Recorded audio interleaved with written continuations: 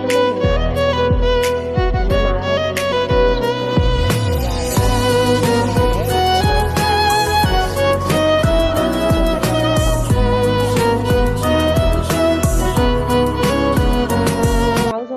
ဒီရှင်းပါပဲကြက်သွန်ကြက်သွန်ဖြူချင်းခရမ်းချန်ဒီတွေကိုစီးတက်လိုက်ပါတယ်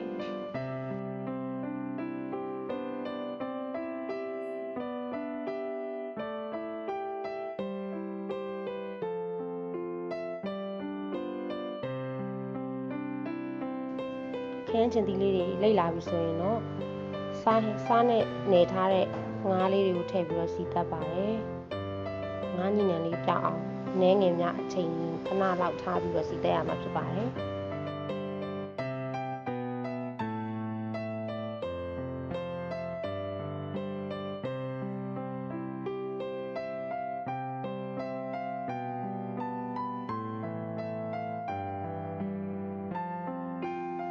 အနည်းငယ်များငါးလေးတွေကျက်လာပြီဆိုရင်တော့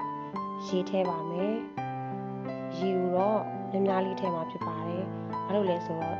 ကမွန်ရွက်နဲ့အရေးလေးနဲ့ချက်မှာဖြစ်တဲ့အတွက်ရေများလေးထည့်လိုက်ပါရရှင်ပြီးရင်တော့အုပ်ပြီးတော့ထားလို့ရပါပြီ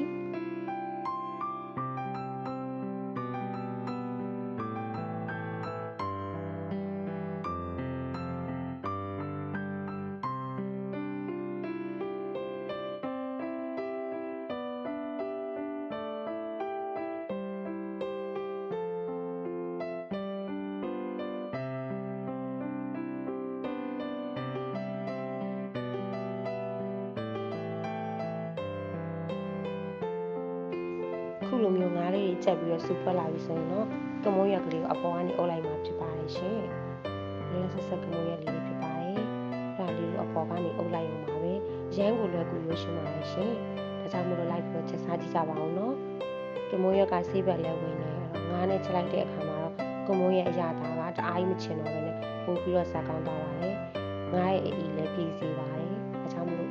တကယ်ကိုပဲထမင်းမိန်စေတဲ့ဟင်းလျာလေးတစ်ခွက်ပဲဖြစ်ပါတယ်ရှင်။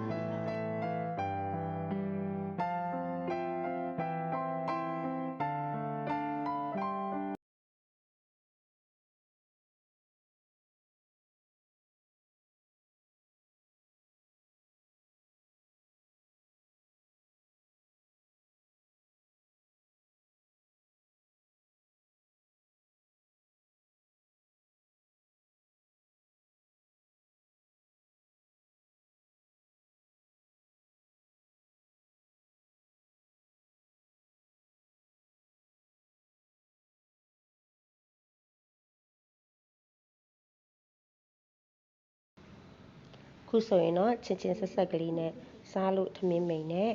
ငတန်းနဲ့ကမွန်ရွက်ဟင်းလေးရပါပြီရှင်။လိုက်ပြီးတော့ချက်စားကြည့်ကြပါဦးနော်။အားလုံးကိုကျေးဇူးတင်ပါတယ်ရှင်။